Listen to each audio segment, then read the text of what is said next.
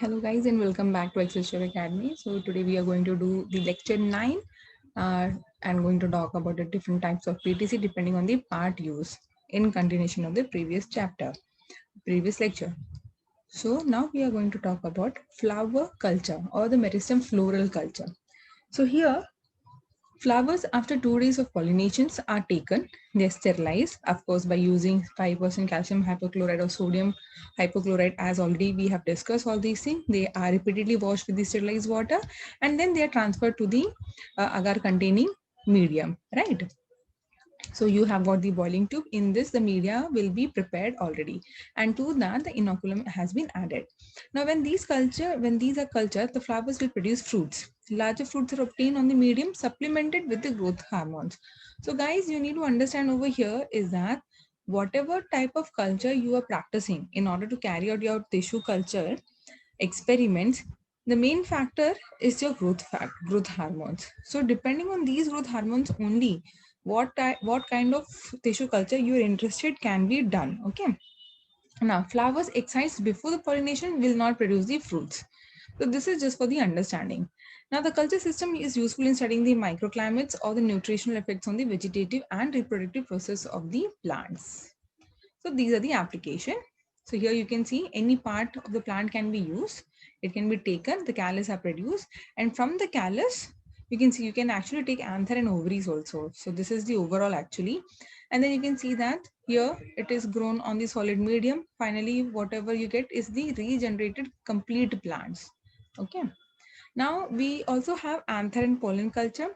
So young flower buds are removed from the plant surface and then they are sterilized. This is common to all the tissue culture techniques. Now the immature stage of anther or the late stage of anther. So young, or you can take the old stage containing starch filled pollen usually grow abnormally or the development is generally ineffective, and hence for better response always select mature anther or the pollen, because they will be producing the cells in very fast manner and the old one will not be able to produce properly. So that's why the youngest and the oldest ones are not preferable, so you have to take the matured one. Then these anthers are taken, excised and transferred to a appropriate nutrient medium after the sterilization. Now the anthers are generally cultured on a solid agar medium where they develop into embryoids, and further they are used under the alternate light and dark period. Okay, so this is also important. If the question comes which kind of tissue culture uses alternate conditions of light and dark, you can talk about the anther culture and the pollen culture. Now, anther or pollen grains of different species have been successfully done. Okay, so this is the process we are mentioning over here. So, pollen grains removed from the anther. This can be done either mechanically or by using the natural dehiscents. So, basically, we go for mechanical only. We don't wait for it to get naturally dehiscent. So, whenever we are interested in order to carry out the anther or pollen culture, we mechanically remove. Okay. Now, these anthers are placed in 5 ml of liquid medium in a petri dish containing pollen grains in the culture media, and then they are sealed with paraffin and incubated. Okay, now from the incubation, the plantlets are developed. So if you guys, you can see these are the plants. You can see this is style, stigma. You have got the ovary over here. These are the filament, and on the top, what you see the red color is the anther of the pollen. Okay, now this is how your anther looks like. So when you take the cross section, you can see the pollen grains are also present. These are the sacs, and there the pollen grains are present. Now coming to the ovule and embryo culture. So mature embryos are excised from the ripened ovuloseeds and then again cultured mainly to avoid inhibition of seeds for germination. Okay, so there are many times the seeds, they go into the dormant stage also. So you can just avoid that. Very small globular embryos require delicate balance of the hormones, of course. The embryo is dissected from the ovule and then put into the culture medium. So once it is into the culture medium, so depending on the nutrients available or the requirement, you can actually grow into a complete whole plant. Also, multicellular immature embryos are dissected out and cultured aseptically to obtain the viable hybrids. So guys, what we are discussing here is just the gist of all different types of the plant tissue culture depending on the part used. Okay, so later And later we can study all these different types of culture in detail, like how exactly the procedure is carried out. If possible, I'll try to get the videos also for you guys. So once the embryo is rescued, two genomes are needed to be combined together to produce a fertile plant, of course, right? Because it's a diploid. So by this method, dormancy period of seeds can be shortened as well as haploids can be produced. By ovule culture, it is possible to grow and study various nutrition requirements and different stages of young embryos or zygote. Now coming to the ovaries. So guys, don't get confused with the ovule culture as well as the ovaries. So both are different. So ovaries are excised after pollination and they can produce fruits on a simple media which have got the nutrients or the minerals like salt, sugar and vitamins. So ovaries taken from the unpollinated flowers will fail to produce fruits, right? Because fertilization is not taking place.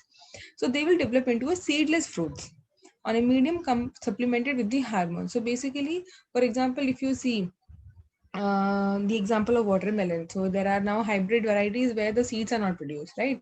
The only problem is that you cannot save any seeds now for the second generation. So by this method, the physiology of fruit development can be studied, haploids can be produced, and hybrids also can be produced. Dormancy period of seeds can be reduced. Now coming to the nucellus culture. So nucellate tissues, again, they are exercised from the unfertilized ovules which have no adventive embryos. Okay, then they are put into the medium which contain malt extract, adenine, and the embryos are formed, but they are unable to germinate. Guys, you need to remember this. Okay, it's important. Please remember this point. So when such embryos are excised and cultured on a medium containing gibberellin, planets may be formed which can then be transmitted to the field. Okay, so from here, using the nucleus culture, you can also get disease-free clones can be obtained. So that was all about the nucleus. Now coming to the seed culture. So here the seeds are first sterilized using the 70% alcohol, then again washed with the distilled water. So this is the surface sterilization. Now once again it is rinsed with the distilled water and now it is kept for the germination on a double layer of pre-sterilized filter paper. So there are Wortmann filter paper type 1 and type 2 are there. So usually we use 2. So on that these seeds are kept also in the presence of the moisture. Okay. Now the seeds are germinated in the dark and small part of seedling is utilized for the initiation of callus. You cannot put the seed directly into the medium, okay, because they have got the tough covering. So that covering won't allow them to grow or germinate. So that's why you need to keep into the moisture place. So that's why we use the Wortmann filter paper. They are like put into the water. So moisture environment is made and then they are allowed to grow in the dark. Okay. Now coming to the cotyledon culture. Immature cotyledon develop into somatic embryos. They can also form shoot buds and complete plants if they are again cultured on a suitable medium. Okay. Then coming to the endosperm. So I guess everyone knows what is endosperm. So if endosperm is cultured on a proper nutrient medium, it is continued proliferation callus mass takes place and subsequently plant is regenerated. It is useful for plant breeding and horticultures. It is also useful in the production of plantlets as an alternative to the conventional methods of processing. That is, making tetraploids using the diploids or making triploids by fertilizing diploid and a haploid. So all these are possible or like mainly used in the application for the fruit trees. As I was saying, the people are trying to make fruits without seeds and all, right? Now coming to the fruit culture. So guys, even though we are talking about different types of plant tissue culture, but mainly we use uh, leaf primordia or shoot and root meristem culture only. Okay, so talking about the fruit culture, the culture of fruit tissues as whole organ or isolated tissue sections such as ovary has been successfully given rise. For example, strawberry. Okay, so the best example will be strawberry. So usually an isolated portion of the fruit tissue is introduced into a sterile environment and then in this case immediately loses structural integrity and then it will directly form into the callus. So what is callus? It is the dedifferentiated mass of cells, right? So this loss structural integrity is associated with an alternation of physiology. Now, this will be reflected in the metabolism. So that's why many a times fruit cultures are not successful. Okay. So the basic use of fruit culture is to serve as a bioassay system to study fruits maturation events within a controlled environment. So you can just go for these study analysis, okay, but not exactly, for the economic purposes. Now, the last thing is about the plant cell culture. This is very simple. Here you are going to get the cells of the plants. Okay, so they can be the aggregates or they are dispersed into the liquid medium. So then you allow the cells to grow, put into the solid medium, gets converted to callus, add adequate amount of phytohormones, then the whole plant can be regenerated. So guys, thank you for listening. And this topic was very simple, and as such there was nothing to remember. Maybe one or two points you can remember, which where I have mentioned that it is important to study or important to remember. As such, there is nothing much in this to study, but you can just go through once so that you can have an idea that it's not only root and shoot which is used for the plant tissue culture, but the other several parts of the plants can be used in order to carry out plant tissue culture. So thank you guys. If you like the video, please share and subscribe with your friend circle.